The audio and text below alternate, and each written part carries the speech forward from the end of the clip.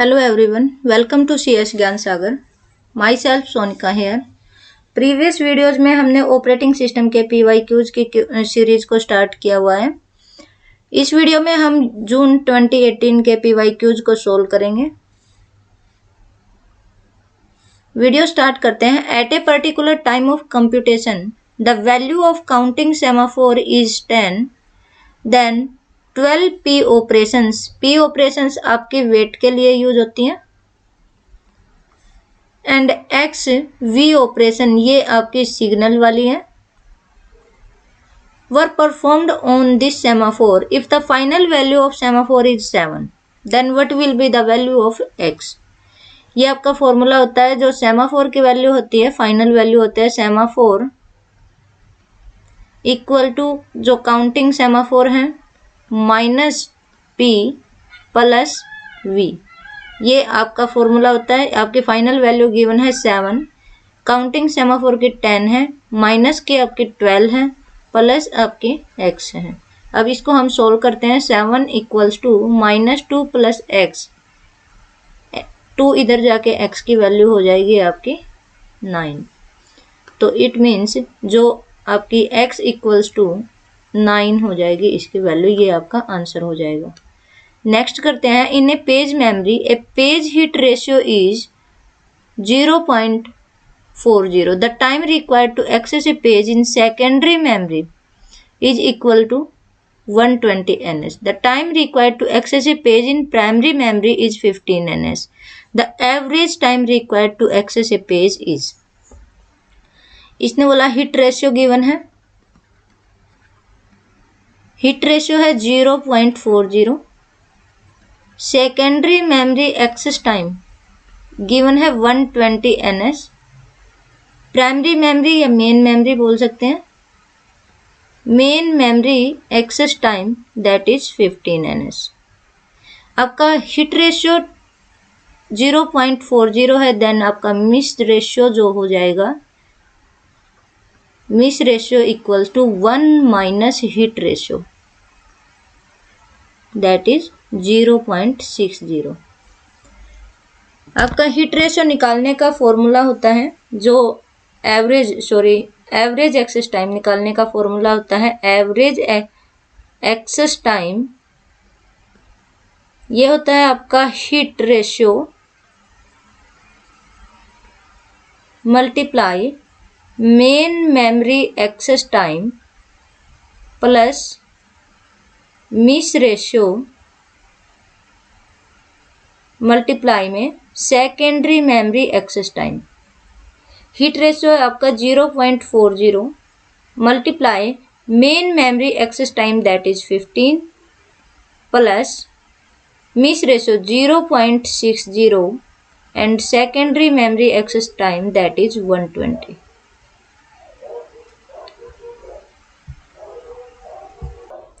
आप इसको सोल्व करेंगे. इसको जब सोल्व करोगे तो ये बनेगा 6 और ये जब इसको सोल्व करोगे तो ये हो जाएगा आपका 72. आपका आंसर हो जाएगा 78. इट मीन्स जो ये वाला आंसर है ये आपका आंसर हो जाएगा. नेक्स्ट करते हैं. Normally, user programs are prevented from handling input-output directly by input-output instruction in them. For CPU having explicit input-output instructions, such input-output protection is ensured by having the input-output instruction privileged. In a CPU with memory-mapped input-output, there is no explicit input-output instruction. Which one of the following is true for a CPU with memory mapped IO? Okay. Input output protection is ensured by operating system routines. IO protection is ensured by hardware trap. Ensured during system configuration and protection is not possible. जो आपकी input output protection होती है वो insured की जाती है आपकी operating system routines के द्वारा. तो जो आपका आंसर है वो हो जाएगा जो फर्स्ट वाला है, input output protection is ensured by operating system routines. तो ये आपका आंसर हो जाएगा. नेक्स्ट है which Unix Linux command is use to make all files and subdirectories in the directory name है आपका progs. Executable by all user, executable की command देनी है, ऑल यूजर्स को देना है। तो ये क्या होता है, लाइनक्स की कमांड होती है, जब भी आप परमिशन देते हो तो वो chmod कमांड में होती है। प्रोग फाइल है, किसको देनी है, कौन सी देनी है, एग्जीक्यूटेबल देनी है, ऑल यूजर्स को देनी है, क्या देनी है, एग्जीक्यूटेबल की परमिशन देनी है। कौन सी डायरेक्टरी में है, प्रोग डायरेक्टरी। तो ये वाला जो है आपके कमांड हो जाएगी। तो आपका आंसर जो है, आंसर नंबर 1 ये वाला आपका आंसर हो जाएगा। नेक्स्ट करते हैं, which of the following statements are true. External fragmentation exist when there is enough total memory space to satisfy a request but the available space is contiguous. बिल्कुल सही बात है। एक्सटर्नल फ्रेगमेंटेशन जब होता है जब आपका टोटल जो मेमोरी स्पेस है वो एनएफ है, जो कि आपकी रिक्वेस्ट आई है उसको सेटिस्फाई करने के लिए, लेकिन जो आपका अवेलेबल स्पेस है वो आपका नॉन कॉन्टिग्युअस है, ना कि कॉन्टिग्युअस। नॉन कॉन्टिग्युअस है तभी आपका एक्सटर्नल फ्रेगमेंटेशन होता है। इट मीन्स जो ये वाली है ये आपकी रॉन्ग हो जाएगी। तो जब ऑप्शन वाइज देखते हैं तो ये भी नहीं होगा ए में, ये ए वाला नहीं होगा, ये ए वाला नहीं होगा, तो आपका ऑप्शन जो है वो थर्ड करेक्ट हो जाएगा। देख लेते हैं ऑप्शन थर्ड में क्या आता है, B and C. Memory fragmentation is can be internal as well as external. बिल्कुल सही बात है। जो मेमोरी फ्रेगमेंटेशन है वो 2 टाइप्स का होता है, internal and external. One solution to external fragmentation is compaction code. जो आपकी एक्सटर्नल फ्रेगमेंटेशन होता है उसका सॉल्यूशन होता है एक, वो होता है आपका कॉम्पैक्शन। ये बिल्कुल सही बात है, ये दोनों आपके ट्रू हो जाएंगे। आपका ऑप्शन नंबर 3 जो है वो करेक्ट हो जाएगा। Page information in memory is also called page table. The essential contents in each entry of page table are. जब आपकी जो पेज टेबल होती है, जो एंट्रीज होती हैं वो उसमें कंटेंट जो होते हैं वो पेज फ्रेम नंबर आपका बोला जाता है उनको। तो ये आपका आंसर हो जाएगा। नेक्स्ट है, consider a virtual page reference string. String आपको गिवन है 1 2 3 2 4 2 5 2 3 एंड 4। Least recently used. ये पेज रिप्लेसमेंट एल्गोरिदम आपको यूज करनी है with 3 page frame in main memory, then the number of page faults आपको निकालने हैं। आपके रिसेंटली जो है आपको 3 पेज फ्रेम गिवन है, तीनों ही आपके ब्लैंक हैं। आपको बताना कितने पेज फॉल्ट अकर होंगे। पेज रिप्लेसमेंट एल्गोरिदम यूज करनी है लिस्ट रिसेंटली यूज्ड। स्टार्टिंग में देखेगा आपको पेज नंबर 1 की डिमांड है, आपके मेन मेमोरी में नहीं है, तो ये आपका पेज जो है पेज फॉल्ट हो जाएगा। फिर आपका आता है 2 नंबर का, 2 नंबर का भी आपका नहीं मिलता है तो पेज फॉल्ट हो जाएगा। 3 नंबर का पेज जब आपका आता है ये भी आपका मेमोरी में नहीं मिलता है, पेज फॉल्ट हो जाएगा। अब लिस्ट रिसेंटली इसने पूछा है तो आपका पेज 1 जो है यहाँ से यूज हुआ था, 2 यहाँ पर यूज हुआ था, 3 यहाँ पर यूज हुआ है आपका। तो अब पेज 2 जो है ये मेमोरी में अवेलेबल है तो पेज आपका हिट हो जाएगा। तो पेज आपका यहाँ पर हिट हो गया तो ये आपका पेज हिट हो जाएगा। अब 4 नंबर का पेज देखा, 4 नंबर का पेज आपका मेन मेमोरी में नहीं मिला है, नहीं मिला तो ये पेज आपका फॉल्ट हो जाएगा और रिप्लेस करेगा ये जो रिसेंटली यूज में नहीं आया। इट मीन्स 1 को रिप्लेस करेगा ये। फिर आपका 2 आता है, 2 आपका मेन मेमोरी में अवेलेबल है तो आपका पेज हिट हो जाएगा और 2 जो है रिसेंटली यहाँ पर यूज हुआ है। अब 5 आता है, 5 आपका मेन मेमोरी में नहीं मिलता तो पेज फॉल्ट हो जाएगा और ये रिप्लेस करेगा 4 यहाँ पर यूज हुआ है तो आपका रिसेंटली जो है 3 यूज नहीं हुआ है तो ये 3 को रिप्लेस करेगा। अब 2 फिर से देखता है, 2 आपका मेन मेमोरी में मिल जाता है तो आपका फिर से पेज हिट करेगा आपका 2 जो है यहाँ पर फिर से यूज हुआ है।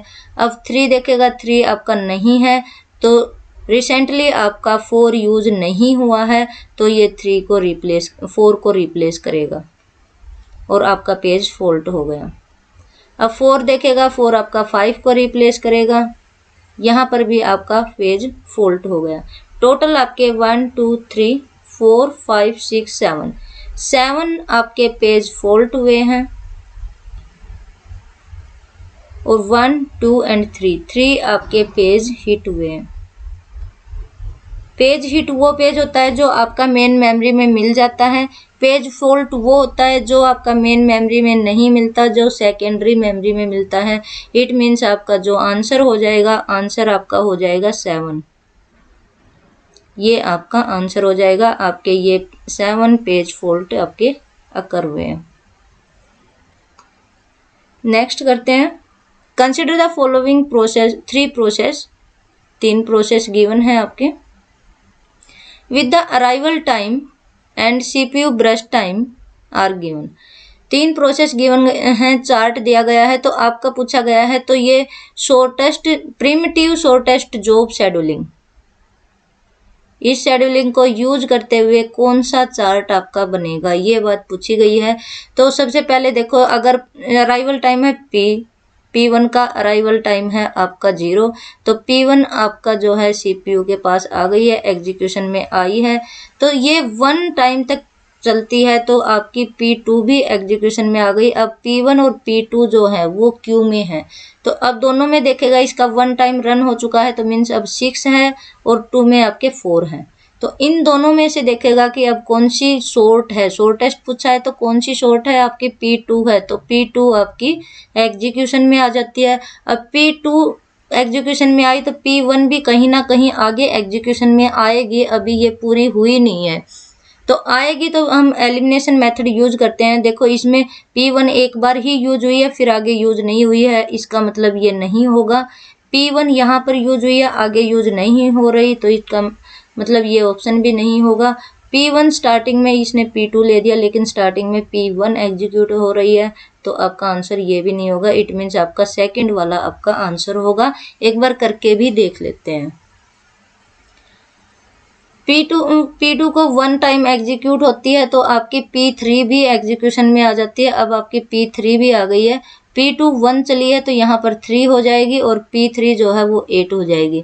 अब इन तीनों में से देखेगा शॉर्टेस्ट कौन सी है, P2 ही शॉर्टेस्ट है, तो आपकी P2 जो है फिर से एग्जीक्यूट होएगी।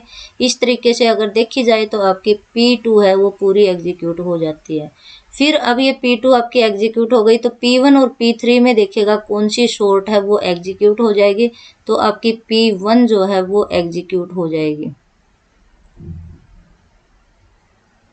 फिर आपकी P1 एग्जीक्यूट हो जाती है, 6 के 6 चलेगी।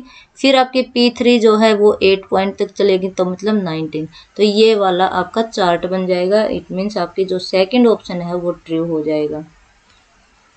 नेक्स्ट करते हैं, in which of the following scheduling criteria context switching will never take place. Context switching आपकी प्रिमिटिव जो टाइप की जो भी एल्गोरिदम होती हैं उनमें कॉन्टेक्स्ट स्विचिंग होती है। शेड्यूलिंग आपकी 2 टाइप्स की होती है,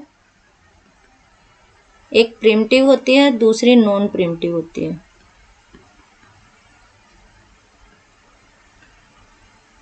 प्रिमिटिव टाइप की शेड्यूलिंग होती है, उनमें ऑलवेज कॉन्टेक्स्ट स्विचिंग होती है। कॉन्टेक्स्ट स्विचिंग मतलब एक पार्ट को छोड़ के अगर रनिंग में आपकी प्रोसेस है तो उसको कोई और ज़रूरत है तो वो वेटिंग में आ जाती है या फिर रेडी में चली जाती है। इस तरीके से जब जाती है तो उसे कॉन्टेक्स्ट स्विचिंग बोलते हैं। वो आपकी प्रिमिटिव टाइप की जो एल्गोरिदम होती है उनमें होता है।